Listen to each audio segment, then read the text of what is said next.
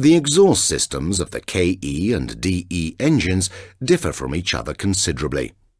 This is firstly because oxides of nitrogen have to be treated in a special way on the DE engine due to how the engine operates. And secondly, because air injection has been dispensed with.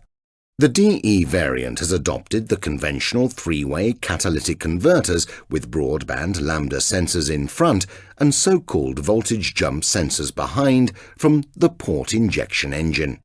However, because catalytic converters can only convert oxides of nitrogen in homogeneous mode and not in stratified charge mode, some additional components are also required.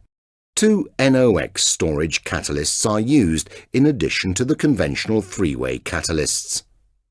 They work like normal catalysts, but are also able to store oxides of nitrogen. Two NOx sensors, each one having an integral control unit, are located behind the storage catalysts and monitor the storage conditions.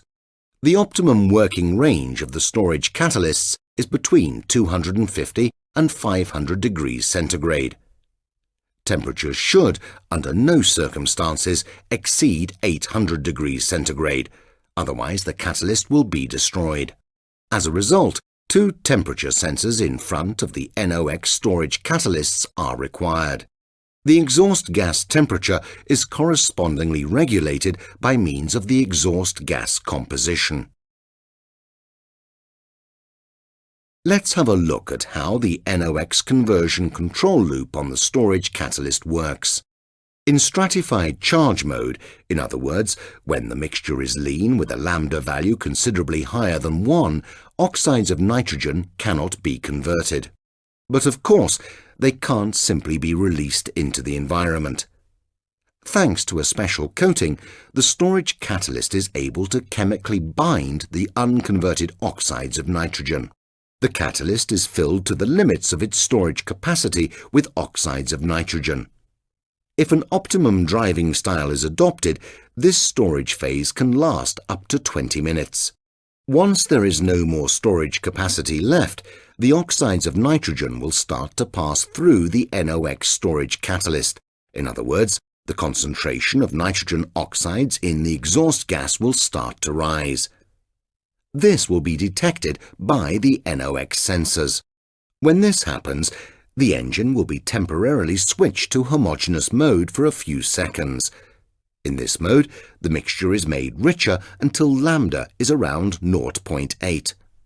This increases the amount of carbon monoxide present, which releases the oxides of nitrogen from their chemical binding and brings about their conversion into harmless products. Within a short period of time, the storage catalyst is regenerated. In other words, the NOx store is vacant again. The engine can now be switched back to stratified charge mode. The control cycle starts again from the beginning. By the way, the NOx storage catalyst is dealt with in even greater depth in the study program Direct-Injection Petrol Engines.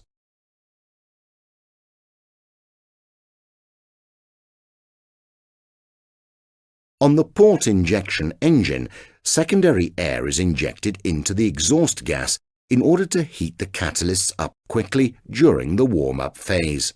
On the DE engine, this secondary air injection has been dispensed with completely. Instead, the catalysts are heated up by adapting the air-fuel mixture in the engine. The mixture is temporarily made richer so that the fuel is not burned completely during the combustion stroke. The remaining fuel components are oxidized in the catalysts, which causes the catalyst to heat up quickly.